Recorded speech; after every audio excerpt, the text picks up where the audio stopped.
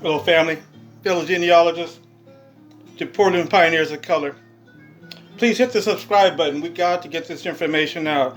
Today, let's talk about the history of the Black Hebrews, the Hebrew Black Jews. This has really been on my mind, and I got so much information. I don't think I'm going to get it all out in this one video, so we'll be putting some more out. But let's start with this question here. Were some of our ancestors who were brought to this country, America, as slaves, were some of them descendants of the 12 tribes of ancient Israel?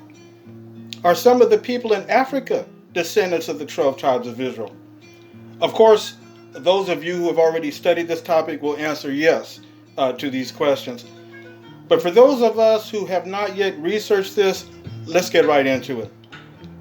And one reason I want to bring this subject up is today's news, what we're hearing about. We're hearing a lot about this. And there are some people out there who are very critical of this whole thing.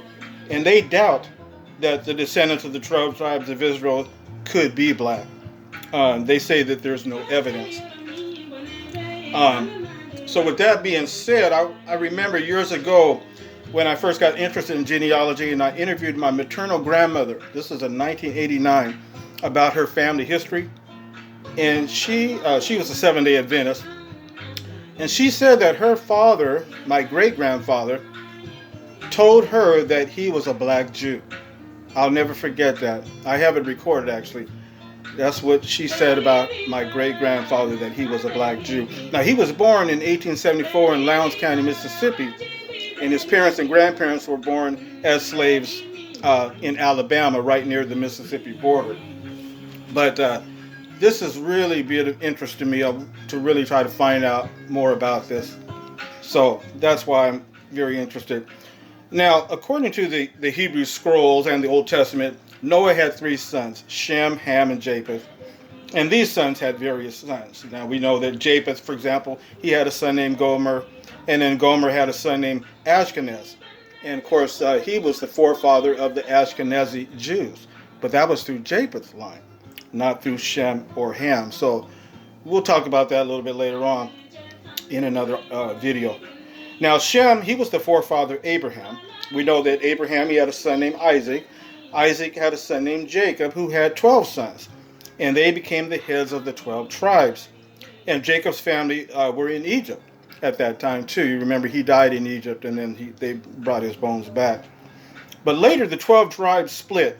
2 of the tribes went one way, and 10 tribes went another way. But they were still in the same area in Palestine, very in the area of Jerusalem and the surrounding area. Now, in the 8th century BCE, the 10 tribes were taken as slaves by Assyria, and many of them were taken to Persia or Iran. And then in the 7th century BCE, the 2-tribe kingdom, they were taken as slaves by Babylon. And many Jews were taken as slaves to Ethiopia or to Cush. And then in the 6th century BCE, the Medo-Persian Empire, they defeated Babylon. And so Jerusalem was now under the Persian or the Iran authority.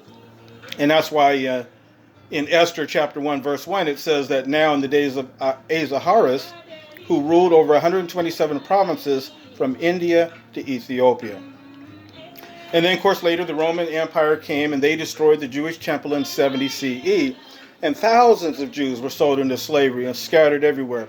Some were taken to Egypt, some to Yemen, some escaped, went to Spain, Portugal, some went to North Africa, and others escaped to the Jewish colony that was already down there in Ethiopia.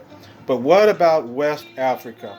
Are there Africans there are Africans in Cameroon, in Senegal, in Nigeria, some of them Igbo, and even down in Zimbabwe, who say they are the descendants of the original Jews. And Zimbabwe is the Limba. So who were the forefathers of the original Hebrews of the 12 Jews? We know that the slave traders, they tried to use the Bible to justify slavery. They tried to use the scripture in Genesis there about the chapter 9, verse 25, that the black race was cursed. But I have an old Jehovah's Witness magazine here, Awake magazine, 1993, and it brought out an interesting point. August 22nd, 1993, page 6, Jehovah's Witnesses says in their Awake magazine that it was when it came to the situation of blacks, many religious leaders argued that they were cursed by God. The scriptures were misapplied to try to prove this. It goes on to say that the teaching that the forefather of the black race was cursed is simply not taught in the Bible. So now, who were the forefathers of the original 12 tribes? Well, let's go over here to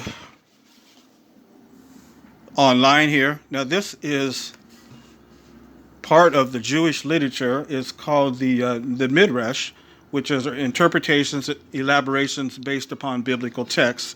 You also have the Talmud, and then you also have the Mishnah, which is the major work of rabbinic literature compiled around 200 AD, documenting a multiplicity of legal opinions in the oral tradition.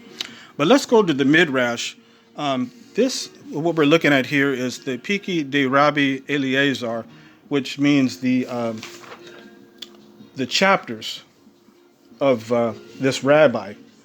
And this rabbi, his name was Eliezer ben Hyrcanus, or Hyrcanus. He lived in the 1st and 2nd century in Judea. But he is the 6th most frequently mentioned sage or teacher in the Mishnah. And he was quoted more often than any of his colleagues in the time. Notice what he wrote about in chapter 24 in the Midrash. It's talking about Nimrod and the Tower of Babel. It says here that Noah brought his sons and his grandsons, and he blessed them with their several settlements, and he gave them an inheritance all the earth. He especially blessed Shem and his sons, making them dark but comely, and he gave them the inhabitable earth. He blessed Ham and his sons, making them dark like the raven, and he gave them as an inheritance the coast of the sea.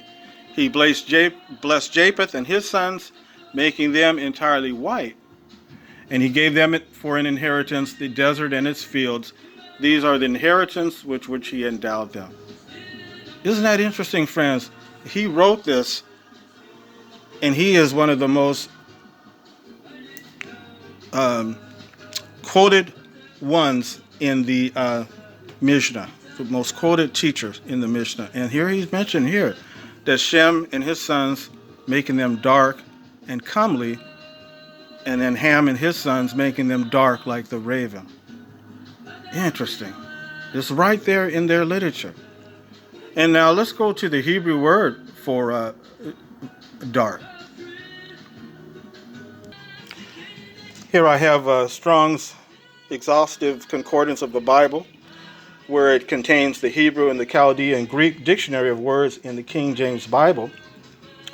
And the word for dark or black is, as it mentions here in 7835, it's the word shakar, which, as it brings out here, early in the dawn, to be dark in color or to be black. And then we recalled in the Bible the Song of Solomon, chapter 1, verse 5, where it talks about, in verse 5 here, it mentions about the, where's it go here? It says, I am dark, but lovely, O daughters of Jerusalem, daughters of Jerusalem. Now that word comes from the other Hebrew word, 7838, shakor, which is from 7835, which means jetty black. You see there, jetty black. And jetty, that's an old archaic word. We don't use it anymore, but you've heard the phrase jet black. Well, that's what that meant there. So when we go back to that Jewish text, let's go back to that again. So you see, that is what he meant. And he was using the Hebrew word shakor, which means dark. Ham was dark like the raven, so he was jet black. But Shem was black as well. And Japheth, he mentions, is white. And this is read in their synagogues to this day. But now here's something else that's interesting, friends. There was also a map that was made by engraver Emmanuel Bowen in the year 1747, a map of Africa. And if you, here I have a blow-up of it, of the area of Benin. Notice it says there, Kingdom of Judah. Interesting. And you know what else